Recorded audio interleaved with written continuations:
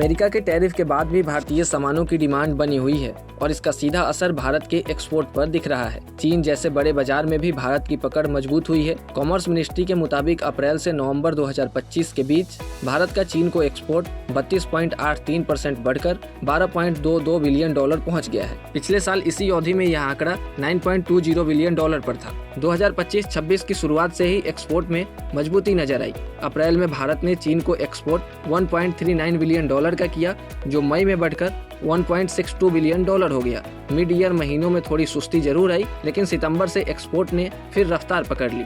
सितंबर में 1.46, अक्टूबर में 1.63 और नवंबर में 2.20 बिलियन डॉलर का एक्सपोर्ट दर्ज किया गया। चीन के साथ साथ अमेरिका को होने वाला एक्सपोर्ट भी मजबूत बना हुआ है। नवंबर में अमेरिका को होने वाला एक्सपोर्ट 21% से ज्यादा बढ़कर 6.92 बिलियन डॉलर हो गया, जबकि पिछले साल नवंबर में यह 5.71 बिलियन डॉलर था। कुल मिलाकर नवंबर 2025 में मर्चेंडाइज और सर्विसेज मिलाकर भारत का कुल एक्सपोर्ट 73.99 बिलियन डॉलर रहा। पिछले साल नवंबर में यह आंकड़ा 64.05 बिलियन डॉलर था, यानी सालाना आधार पर अच्छी बढ़त दर्ज की गई।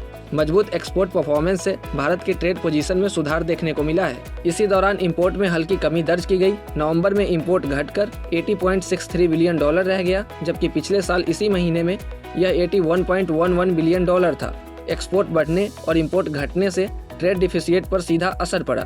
नवंबर 2025 में भारत का ट्रेड डिफिसिट घटकर 6.64 बिलियन डॉलर रह गया, जबकि नवंबर 2024 में यह 17.06 बिलियन डॉलर के स्तर पर था। यानी एक साल में ट्रेड डिफिसिट में बड़ी कमी देखने को मिली है। एक्सपर्ट का मानना है कि चीन और अमेरिका जैसे बाजारों में एक्सपोर्ट बढ़ाना भारत के लिए सकारात्मक संकेत है। इससे आने वाले महीनों में ट्रेड बैलेंस और बेहतर होने की उम्मीद है। हालांकि इस ग्रोथ को बनाए रखने के लिए इंपोर्ट पर कंट्रोल रखना जरूरी होगा।